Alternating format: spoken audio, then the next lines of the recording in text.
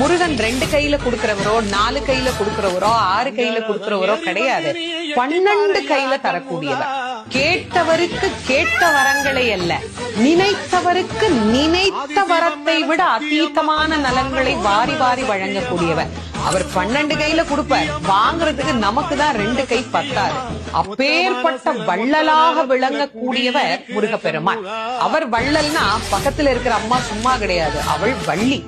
இவர் 1 கொடுத்தா அந்த அம்மா 2 கொடுங்கன்னு வாழலாம். அப்படி கணவனும் மனைவியும் போட்டி போட்டுக்கிட்டு நமக்கு கொடுக்க தயாரா இருக்கிறாங்க.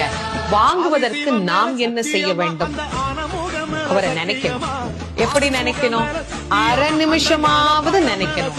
அரை நிமிஷம் எப்படி நினைக்கணும்? எனக்கு கொடுப்பாரு, எனக்கு கொடுப்பாரு, எனக்கு கொடுப்பாருன்னு நினைக்க கூடாது. முருகப்பெருமானை உள்ளம் உருகி, அந்த உள்ளம் உருகுகிற போதே நமக்கு அப்படியே கண்களில் இருந்து ஆனந்த கண்ணீர் அப்படியே பெருகும். அந்த கண்ணீர்